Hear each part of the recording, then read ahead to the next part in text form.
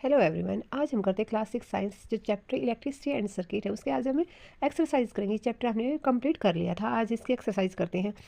सबसे पहले बात करते हैं हम fill in the blanks. Filling the blanks में फर्स्ट हमारा रहेगा a device that is use to break and electric circuit is called.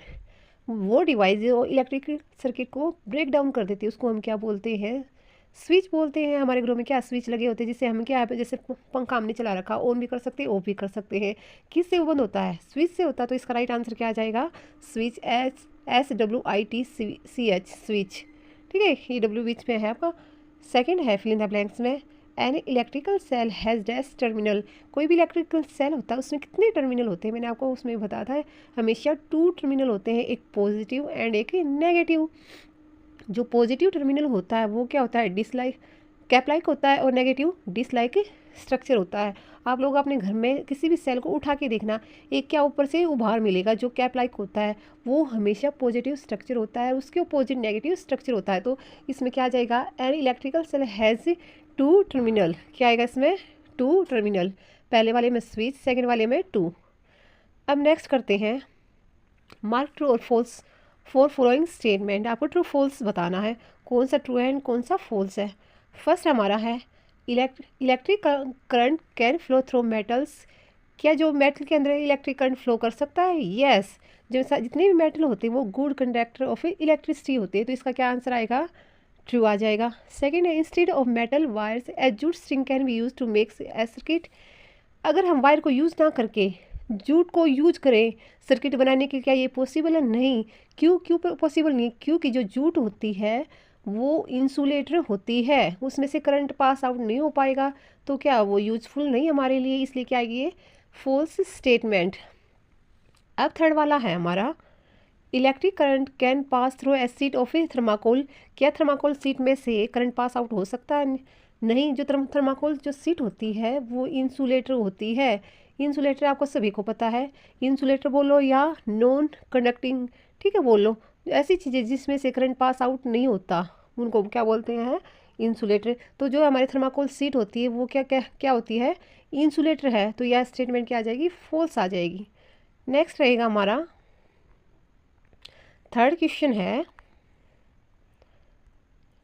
Explain why the bulb would not glow in the arrangement. ये क्या है? हमें एक अरेंजमेंट दी गई है, इसमें जो बल्ब है वो ग्लो क्यों नहीं कर रहा है? क्या कमी नज़र आ रही है? पहले एक मिनट के लिए आप सोचेंगे फिर बताएंगे मुझे। देखो ध्यान से, सेल भी ठीक है, इसका एक पॉजिटिव टर्मिनल है एक ही नेगेटिव। पॉजिटिव से ये वायर कनेक्ट है, नेगेटिव से भी क्या ये वायर कनेक्ट है। जो बल्ब होते हैं उसके भी 2 टर्मिनल होते हैं, दोनों टर्मिनल से वायर कनेक्ट, ये भी ठीक है। अब देखो यहाँ पे स्क्रू ड्राइवर लगा हुआ है, इसके आगे का पोर्शन देखना, वो मेटल का बना हुआ है। जितनी मेटल की चीज़ें होती है वो गुड कंडक्टर ऑफ इलेक्ट्रिसिटी होती हैं, इसमें तो करंट पास आउट। लेकिन पीछे वाला जो प्लास्टिक पोर्शन होता है, जितने भी प्लास्टिक वगैरह होते हैं उनमें से क्या करंट पास नहीं होता। अगर हमने इंसुलेटर चीज़ को यहाँ पे लगा रखा तो वो आगे क्या करंट को आगे पास आउट नहीं होने देगी। करंट तभी पास आउट होता है तब क्या है? कम्प्लीटली सर्किट हो, कहीं भी ब्लॉकेज ना हो करंट की। यहाँ पे तो क्या है? प्लास्टिक की, यहाँ पे क्या है? ब्लॉकेज आ जाती है, इसलिए क्या इसमें से करंट फ्लो नहीं करेगा। अब देखो क्या है, we know that a bulb light up only when bulb and wire from a complete path which start at one terminal of the electrical cell and the end of the other terminal. Here in this arrangement the circuit is not complete. Circuit complete हो ही नहीं रहा। क्यों नहीं हो रहा? यहाँ current यहाँ से यहाँ आया, यहाँ के रुक गया, ब्रेक डाउन हो गया। The handle of the screw is made some material which is an insulator. जो इसका जो स्क्रीव का है पीछे वाला पोर्शन क्या है? इंसुलेटर है। That's why bulb will not glow. इसलिए जो बल्ब है वो ग्लो नहीं करता। अब इसमें क्या है, ऊपर वाले समझाने के लिए आप अगर क्वेश्चन आंसर राइट डाउन करें तो यहाँ से लिखना स्टार्ट करेंगे। The handle of the screwdriver is made of some material which is an insulator that's why bulb will not glow. यहाँ से यहाँ तक इसका आप आंसर लिख लेंगे। नेक्स्ट क्वेश्चन है हमारा फोर्थ है complete the drawing shown in the figure to indicate where the free end of the 2 wire should be join to make the bulb glow. ये वायर आपको इसमें अलग अलग नज़र आ रहे हैं। देखो यहाँ पे भी फ्री नज़र आ रहे हैं, यहाँ पे भी फ्री आपको वायर नज़र आ रहे हैं। जितने भी हमारे सर्किट होते हैं जिसमें करंट फ्लो कर रहा है वो क्या कम्प्लीटली पाथ होना चाहिए, कहीं पे भी ब्लॉकेज नहीं होनी चाहिए। अगर ब्लॉकेज आ गई या गैप आ गया तो इलेक्ट्रिसिटी फ्लो नहीं करेगी। लेकिन हमारे यहाँ भी क्या है? गैप है, यहाँ पे भी गैप है। हमें क्या करना है? इस बल्ब को ग्लो करना है। जलाना है तो वो कैसे जलेगा, क्या कर सकते हैं हम। देखो जो बल्ब होता है उसमें भी क्या होते हैं, 2 टर्मिनल होते हैं, एक वाला तो जुड़ा हुआ, सेकंड वाले को क्या इसी यहाँ से अटैच कर लेंगे।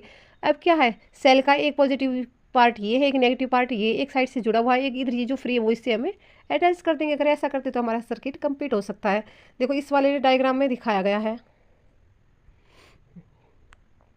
यहाँ पे जो फ्री थी, राइट आंसर इसका क्या है, जो ये वाली वायर है, ये वाली वायर हम क्या है बल्ब से कनेक्ट कर देंगे, और जो ये वाली वायर आपको नजर आ रही है हमें सेल से कनेक्ट कर देंगे। जिससे आप देखो ये जो ये वाला डायग्राम है, क्या कहीं भी आपको गैप नजर आ रहा है। हाँ जी, कहीं भी गैप नहीं है, गैप नहीं है तो क्या है, इलेक्ट्रिसिटी अच्छी तरह से फ्लो करेगी, कोई ब्लॉकेज नहीं होगी, कोई रुकावट नहीं होगी, तो ये जो हमारा ये बल्ब है वो अच्छी तरह से ग्लो